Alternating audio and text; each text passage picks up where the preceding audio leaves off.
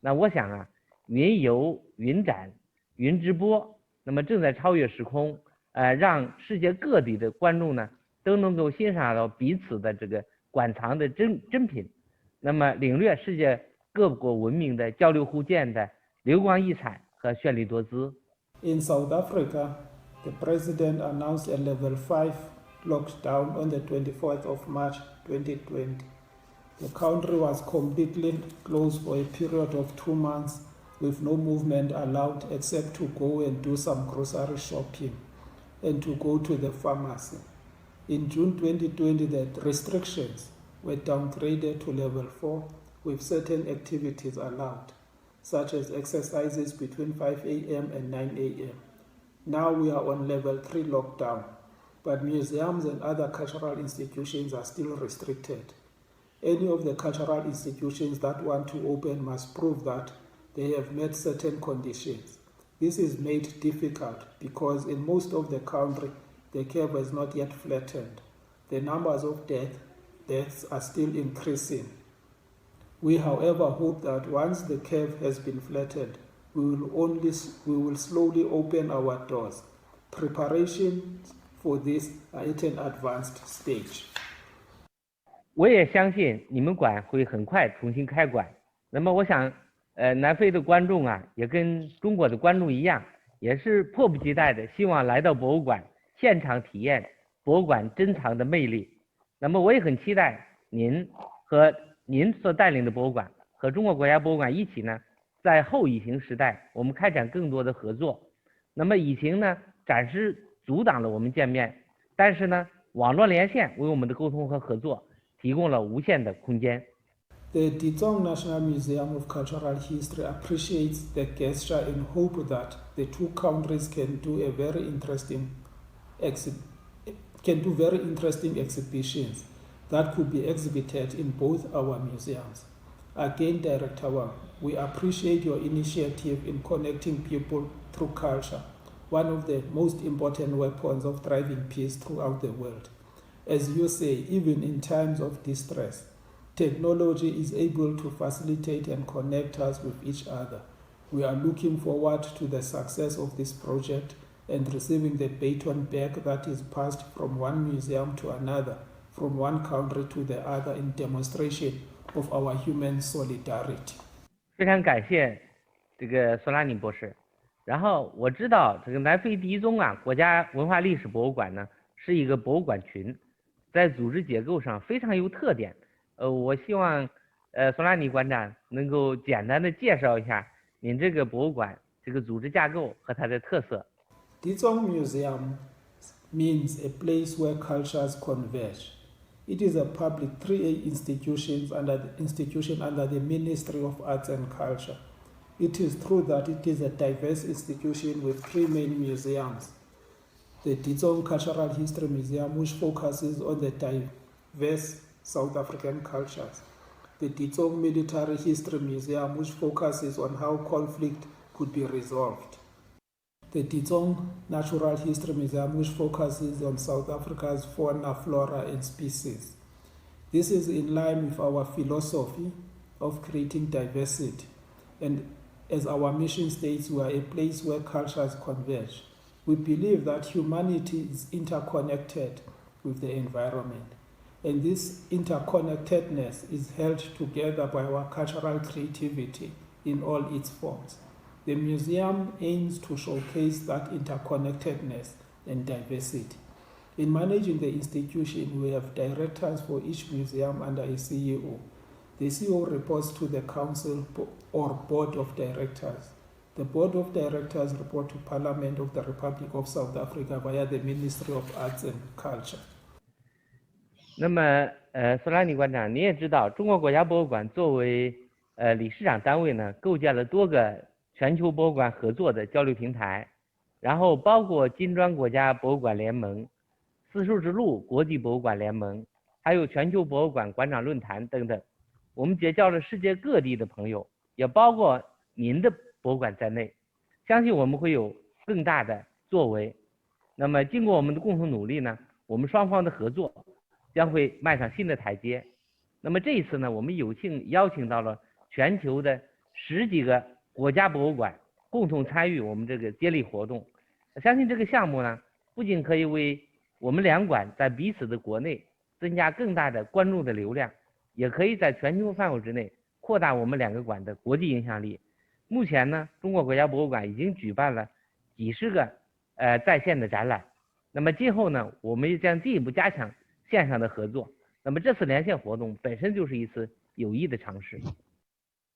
这个索拉尼馆长，这个中国国家博物馆和南非迪宗国家文化历史博物馆，我们有非常密切的合作关系和深厚的友谊。那么2018年10月，那么贵馆曾经派遣代表参加了第1届金砖国家博物馆联盟大会，并且在学术论坛上做了主题演讲。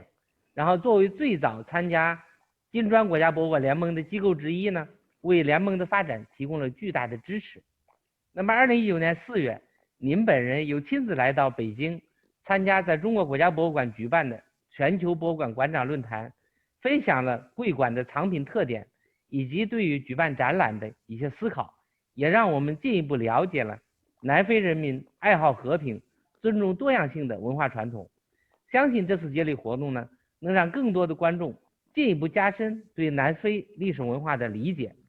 那么这次中国国家博物馆倡议发起的全球博物馆珍藏展示在线接力呢，主要的目的就是希望我们能够通过网络平台共同扩大2国博物馆的社会影响力。那么通过互联网、通过电视、通过各类新媒体的端口，向全世界展示我们的博物馆，介绍我们馆藏的瑰宝。我本人也很好奇你的馆长之选。Yes, thank you for the initiative as always. We also had a good time in Beijing and learned a lot about the history and culture of the people of China. Through the discussions that took place, we noticed some commonalities between the people of Africa and the people of China. Culture, art, food, etc. are some of the things that connect people globally. I am happy to be involved in this treasure hunt rally. In our collection, we have a ceramic tea set designed by Peter Mtombeni, titled An Unusual Tea Set. Mtombeni is famous in South Africa for making vessel sculptures of unusual shapes and sizes. Mtombeni produced only 10 units of this particular tea set. What makes it interesting to me is that his artwork is innovative, unique, and specifically inspired by Ndebele culture. The Ndebele people is one of the Bantu-speaking groups whose language is part of the Nguni languages in South Africa. They tend to decorate their homes with colorful geometric mural art. Even in times of darkness or difficulties, the colors in Ndebele homes and their artwork brightens one's day and inspires a new dawn.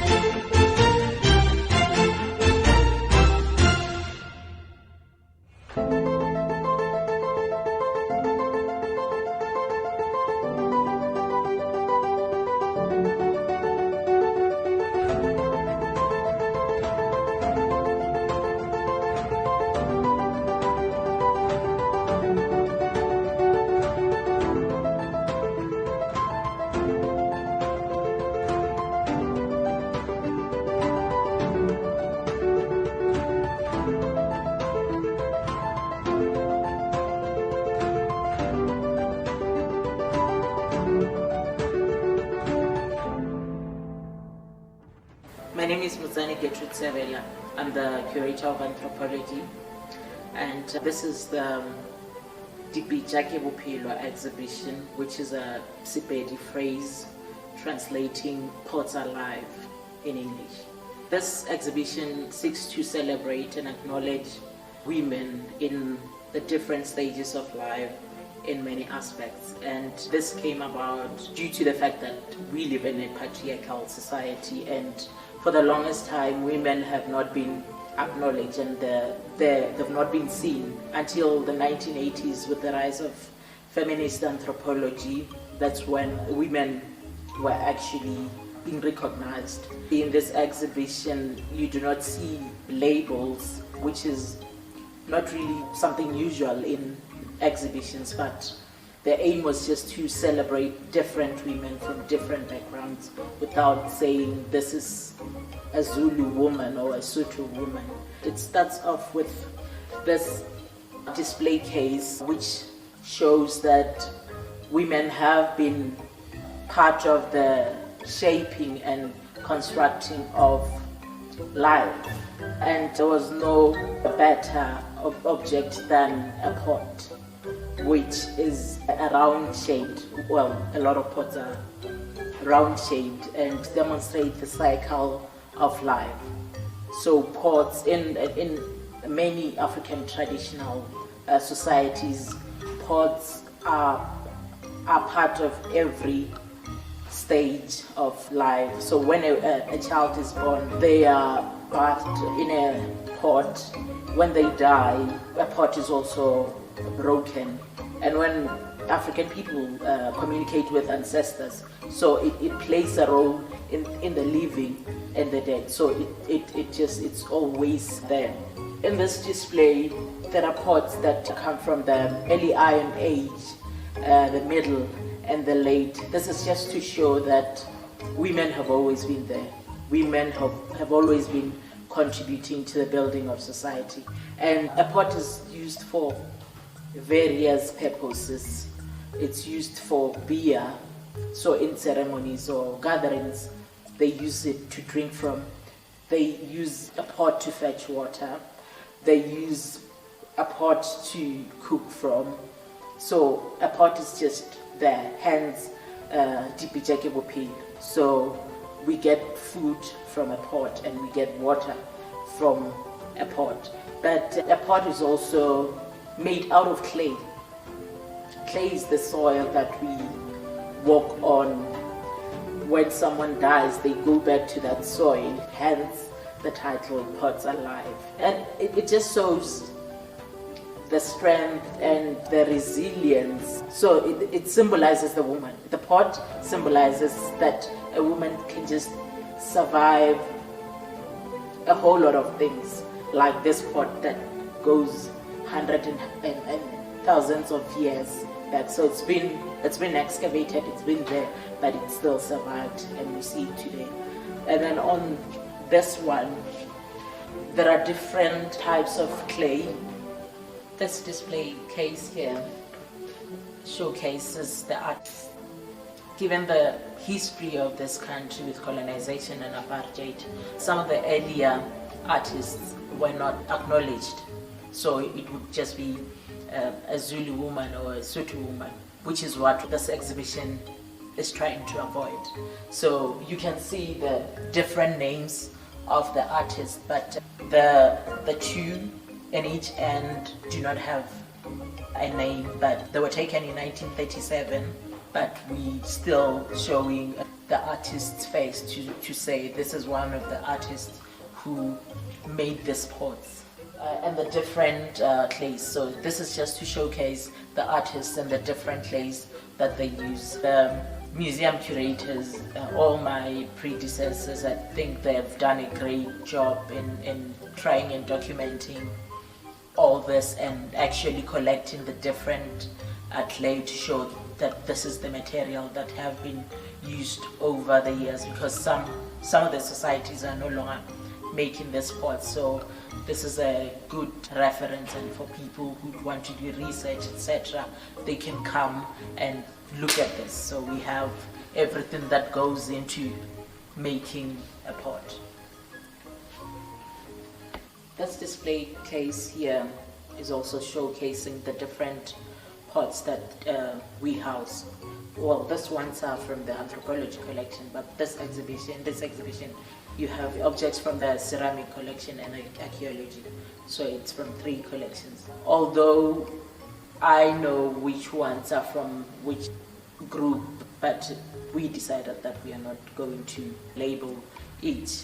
So this is just to showcase and the involvement of pots. You can see the colorful ones that were actually made much later in the 1970s, 1980s, and paint is used, so they were no longer using just the organic material. And then you have the basins that are used for washing hands, and in many cases that's for the head of the household, which would be a man, but it would have been made by a woman. So the woman would take that to the head of the household for them to wash their hands. There is one pot in here that was made by a man. So it's only a few traditional or indigenous societies in Africa where men made pots. In Namibia, you find that among the Mafwe and the Hambubushu. This one is from Malawi. So where men make pots, it's in matrilineal societies, but where women make pots are in the patrilineal. So the reason why that was made by men is because it's from the matrilineal society. But because this is a woman's exhibition, we decided to put that in to show that there are actually societies where women, they're actually running the society as opposed to many other societies. This display case is dedicated to one artist, Kaitendi Futso. She's late now, but she made all of these pots. And my predecessor, Dr. Johnny van Skalbeck, who developed this exhibition, visited the family in 2010. That was the last time we had contact with the family. And her daughter was still making the pots. I'm not sure if she's still doing that today. But she also mentioned that she cannot, well, she's unable to make this size because it's almost impossible to make, so she doesn't know how her mother was able to make it. But pottery is also a specialist, so only artists and good artists would be able to make this. They obviously go through training, and for the potters who were making this type of pots from it's not a formal education or training, but it's something that was passed down from one generation to another. I think it's really remarkable. So he's from the Kuruche group in the Northwest. This display case represents the people of Lesotho, or the Sotho people, Lesotho and Free State. And these beakers are found among the Sotho people. You can see they're resembling a wine glass, so you find them among the Sotho people. And this was influence of the missionaries, and when they see pictures in books, that's when they started making this type of beakers. So they use them to drink beer. This display case, like the one before, that's when potters had moved from just making pots, but getting inspired by different things around them, nature, animals, and so on. And that's when there was also a tourist demand. So potters, artists moved from just making pots, because some people are not interested in just pots. So they were interested in other things that are made from clay, hence this demand. So they would get requests from some tourists to say, could you make this and that? And then they would make that. So this is more for commercial reasons.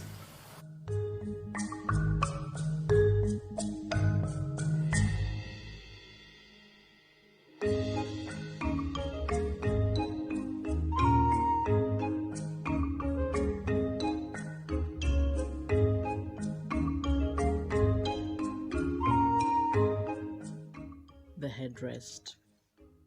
Headdress are also referred to as pillows, neck rests, or bolsters, and were used to cradle and support the head at the jawline. One would rest against them while lying on one side. They may not seem particularly comfortable to Westerners, but it should be noted that headdress promote proper spine alignment. This headdress was acquired from the Swati people in Swaziland, now Eswatini, by a Mr. Goch. The exact date of his acquisition is not recorded. However, Mr. Goch donated it to the museum on 12 October 1959. The Swati are one of the indigenous peoples of Southern Africa who share close historical and cultural ties with the Zulu. Headdress resembling a cowl like this one are very common among the Zulu and the Swati people. It is so because cattle play a fundamental role in their lives. It may be during rituals or different ceremonies such as marriage. Hence you see the resemblance in this headdress. Headdress have been described as one of the strongest forms of evidence for the commonality of African traditions, from antiquity to the present, and from one end of the continent to another. Scholars have traced interactions between peoples within Africa by studying and comparing extant styles of headdress.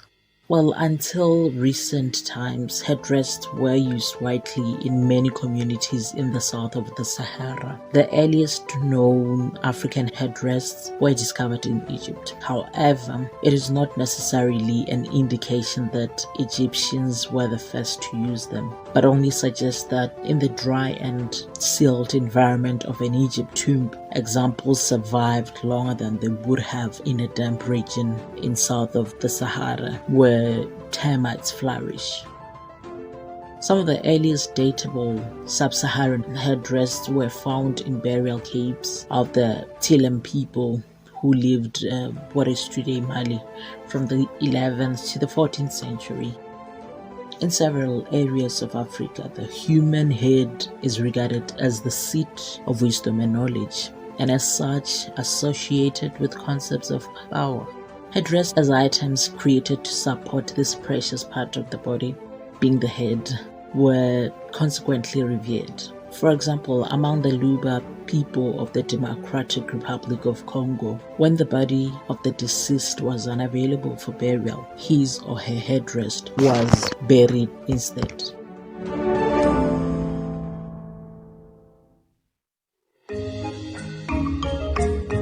A solid brass armband is called ingota, distinguished by its raised notched surface. The ingota, a broad band for the forearm, was reserved for the Zulu king, certain individuals who are his advisors and notable warriors.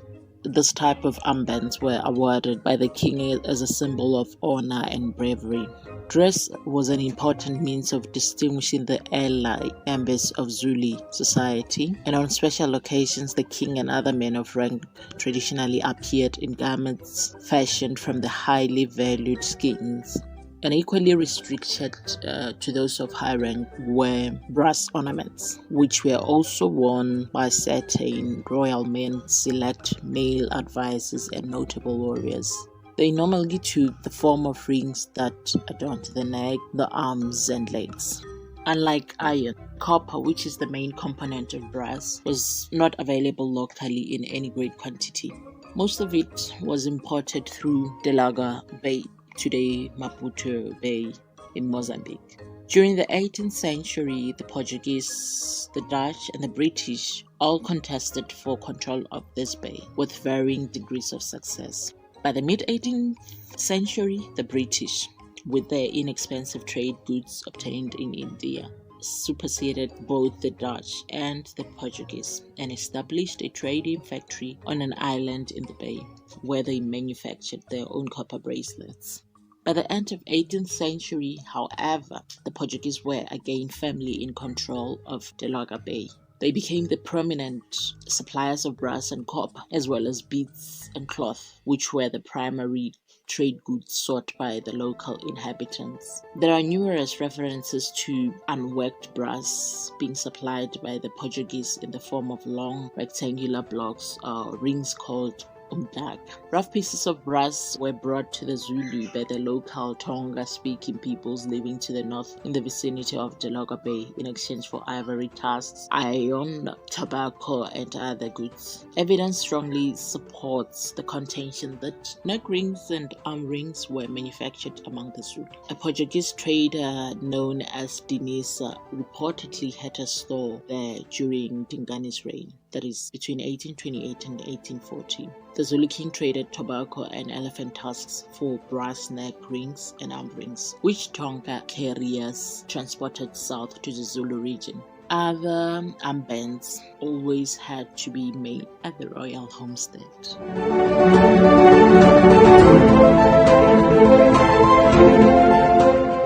Africa has one of the long and rich histories in the sciences. The extraction of minerals was practiced in Africa long before the practice was discovered in Europe. The traditional iron smelting highlights the scientific contributions of non-European cultures. It is also worth noting that one of the first mines in the world was located in Africa, in the oldest iron ore mine located in Swaziland, now Eswatini. Bellows were regarded by African smelters and smiths as the most important factors in their work. In many parts of Africa, the iron smelting process was just called blowing the bellows, and competent smiths were referred to as men skilled in bellows. These specific bellows are a form of drum bellows and were collected on 18 July 1975 in Totela, Masamatuna, Namibia in the east of Caprivi from Nelson Boniso. The two pipes of the bellows are made out of Muchanges tree and the drums are covered with deka skin. In all parts of South Africa, the bellows used for smelting and forging iron were of the skin bag type. Drum bellows were reported to be prevalent in many areas of Africa, which includes the Ovambo people in Namibia and northern Botswana. Although iron smelting ceased in Africa after the arrival of Europeans, smithing and forging still continued and still being practiced later on. So there's still much information on the making of bellows for smiths.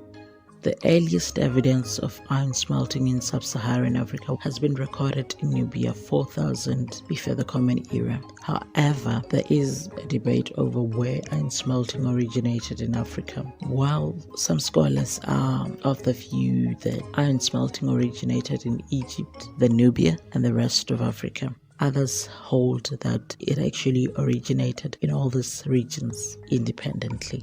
Largely goat skin was employed for the bellows. Conversely, some reports mention the use of antelope skin, especially skin of the sable antelope. Both two types of bellows have technical advantages and disadvantages. The drum bellows appear to be, in some respects, a more efficient type, and they are easily operated and durable in handling and in storage, but their manufacturing requires the availability of large diameter hardwork trees and the skill of experienced woodworkers. The skin bag bellows, on the other hand, can be made from leather and horns, materials thus available everywhere in Africa. This may explain the predominance of skin bellows in the poorly wooded region of Africa, south of the Zambezi. The disadvantage of skin bellows, though, is that they have a long resistance to wear and storage, and that their handling needs much more training and effort. But this may not count for much in a labor-intensive economy.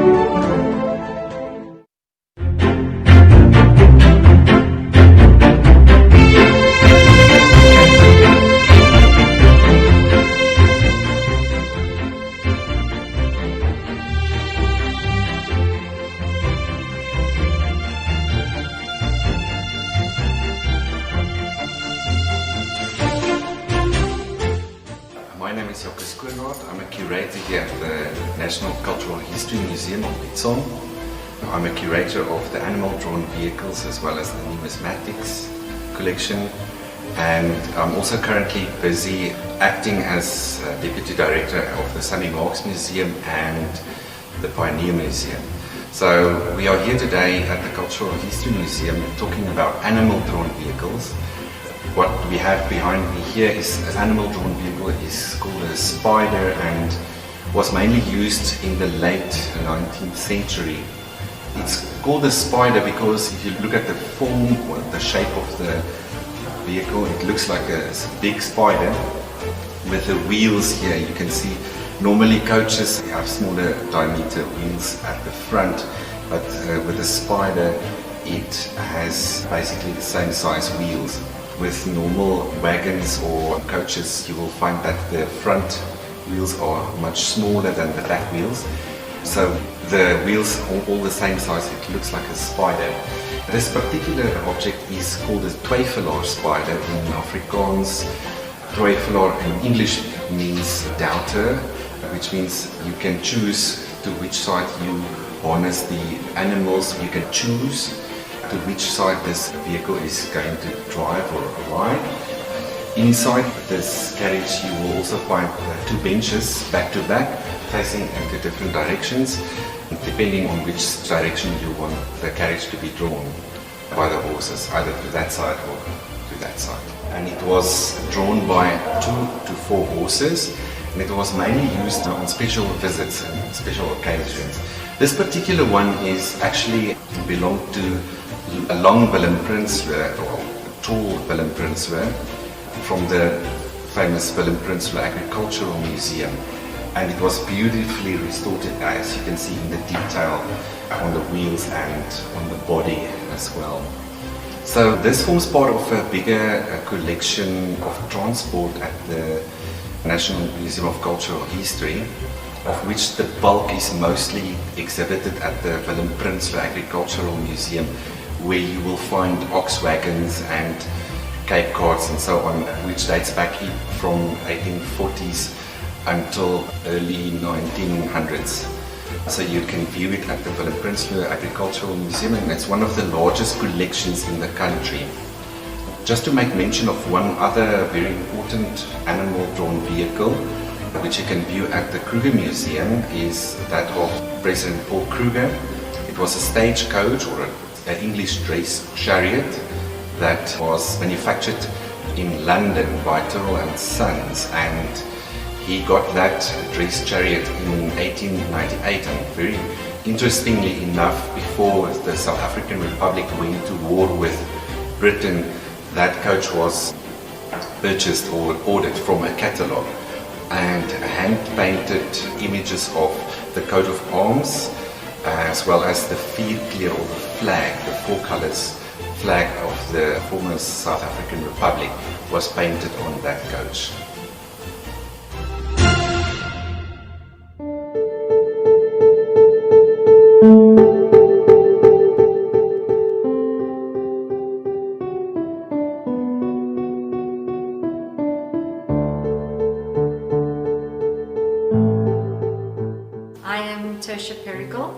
I'm the Senior Knowledge and Information Management Specialist at Ditsong of South Africa, and I've been granted the rare privilege of introducing you to some artifacts out of the glass and ceramics collection in Ditsong Museums of South Africa. This collection is linked to 128 years of collecting. It contains 14,315 earthenware, stoneware, glass and porcelain artifacts from the 11th century up to recent contemporary times. The collection represents items from various parts of the world: South America, Asia and Africa. Most ceramics used during the 17th and early 18th centuries in South Africa were of Oriental origin. The museum therefore possesses a fairly large collection of Japanese and Chinese ceramics and glassware. This Satsuma vase, decorated with hand-painted male figures with expressive faces and halos hand-painted in enamel colors. It has a copper luster and gold against gold diaper patterns. The figures are surrounded by black and white kimono material decorated with raised diaper patterns, known as a moriage, one which is decorated with a dragon's head in a white on cream coloured, finely crackled glaze. The painting covers the entire exterior surface of the vase. Marked in gold on the base is a family crest of Satsuma's ruling Shimatsu clan, a cross within a circle followed by 3 Japanese characters painted in gold strokes. It has a gold-coloured wooden stand. A large Japanese Imari porcelain barbers or shaving bowl from the early 19th century. The technology to fire true porcelain was developed in the Chinese province of Jiangxi in the 14th century. For centuries, no one could match the whiteness of Chinese porcelain. No one knew the secret of porcelain, which is fired at 1300 degrees Celsius to turn the glazing mixture to glassy transparency and fuse it to the clay body, trapping designs between the 2 layers. The Dutch first learned of porcelain's existence in 1596 from Jan Hagen Linschoten. Dutch were fascinated by the glaze, the white body, and unknown patterns and decorations on the pottery. With its popularity, Dutch ceramists started to imitate it in the 16th century, and most successfully being those from Delft. So the Chinese managed to keep their secret of porcelain glazing and firing for 200 years, until the Dutch managed to imitate it. As mentioned before, early artifacts of European origin represented in the collection are of Dutch origin, and these are 5-piece Delft garniture set comprising 3 8-sided baluster form covered vases and 2 8-sided vases, each modelled in relief with the central cartouche painted with a Dutch landscape scene. The scene is of a town flooded by a storm and depicts a man blowing a horn with his dog at his side, overlooking a distant church building which is largely underwater. The man is dressed in 18th century clothing. The scene is hand-painted in an underglazed blue on a grey-white ground. The covers have foo dog finials, and the vase work is marked with 3 bells and is dated circa 1760. The German stoneware collection, although small, contains beautiful Westerwald ware manufactured of grey stoneware detailed in blue and brown, and a few significant 17th century bellamines. This bearded or bellamine jug wine bottle is made of freshen stoneware, salt glazed stoneware bottle, bulbous in form with a narrow neck, moulded at the mouth, loop handled with a narrow foot. It features a moulded bearded face mask on the neck and coat of arms below the mask, and dates to the 17th century. A vast range of major British factories along with several famous potters are well represented in the collection. There is, for example, an extensive collection of black basalt stoneware and tableware produced by Wedgwood, which include fine 19th century pieces. The black basalt jug, featuring a semi-ovoid body with engine-turned decorations, which are the vertical channels. Its beak-shaped pouring lip and loop handle, both decorated with acanthus leaves. It has a slightly domed cover with the seated widow of Zeraf, finial, centering, radiating engine-turned channels. The mark under the basalt is Keeling, Toft and Company, and it dates to 1800 to 1850. This is a severe style Vieux Paris campaigner form urn with a body gilt background. The body is painted with a multicolored hand-painted romantic scene within a reserve panel on one side. The back of the vase is decorated with military motifs. The handles are attached to the lower part of the vase, terminated with a molded classical lion's head. The vases are drilled and screw-mounted to a square foot and stem support, and this forms part of the pair. The large majority of articles used in the early 20th century in this country were imported from the United Kingdom. This explains why the museum has an impressive collection of British mass-produced ironstone and transfer printed wares. This is a Royal Dalton footed vase of baluster form featuring transfer printed flowers and leaves on a white background with marble effect. The neck and foot are hand painted with floral patterns on a cobalt blue ground. Impressed mark, Lambeth Dalton, faience, 2973, quatrefoil in a square shape. Diverse fine examples of British glass include this blue Bristol glass bowl with a pedestal marked 19th century England. Among the museum's most imposing acquisitions of the earliest European glass used in South Africa is this rare 18th century German covered goblet. It's a covered dolmen glass made of greenish glass featuring a type of beaker that is barrel shaped, but tapering inwards slightly towards the mouth. It is decorated with circular indentations or finger holes and bands of encircling trailing above and below the indentations. It has a domed cover with a finial from Germany dated to the 17th century. Art Deco French glassware of the 1920s to the 1930s, while a relatively small part of the entire collection, contains magnificent signed examples of frosted and opalescent artifacts by French designers. These two crystal anemone candle holders are signed Art de Ligue, produced in France and dated 1935.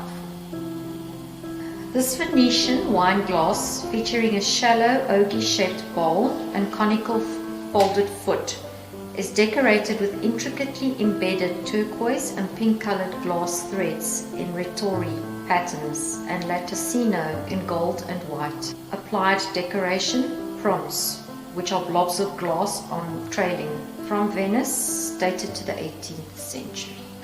This is a heavy Murano decorative triple-cased Somareso glass vase featuring an organic asymmetrical shaped body with flowing curved lines. These lines are emphasized by overlaid strong contrasting colors, being red, purple and turquoise. The rims and base are colorless.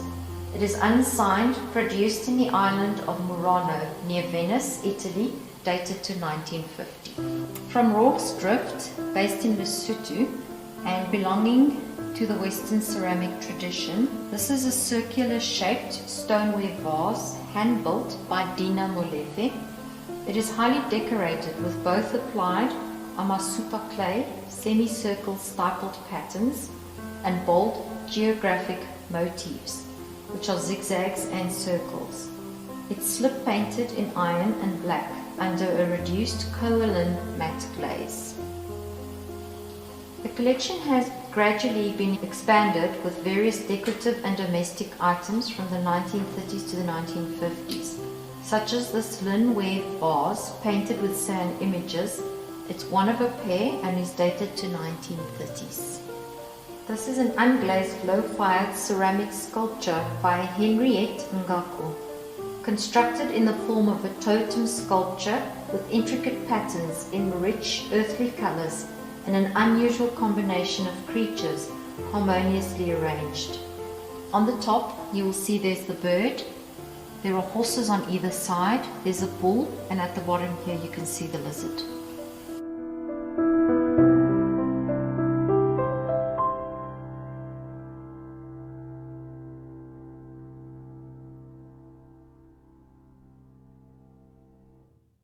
我们感谢索拉尼馆长和南非迪宗国家文化历史博物馆的积极参与，也希望我们能够在不久的将来呢实现这个线下的会晤，共商后疫情时代两馆合作的这个大计。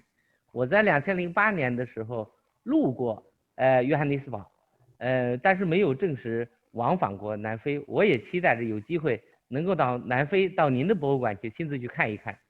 We are hopeful that life and opportunities as the economy opens, will again grant us the opportunity to meet and will make it possible for you to visit South Africa. At the time that happens, we will be happy to welcome you on our shores and show you our museums and our collections, so that between us and you, we can again begin to rejuvenate our societies, begin to exchange our cultures, begin to improve the human condition through culture and interaction. Thank you very much. 下一场我们将连线澳大利亚国家博物馆馆长马修·特林卡博士，请大家与我们一起期待澳大利亚国家博物馆珍品的风采。我们下次再见。谢谢索拉尼馆长，再见。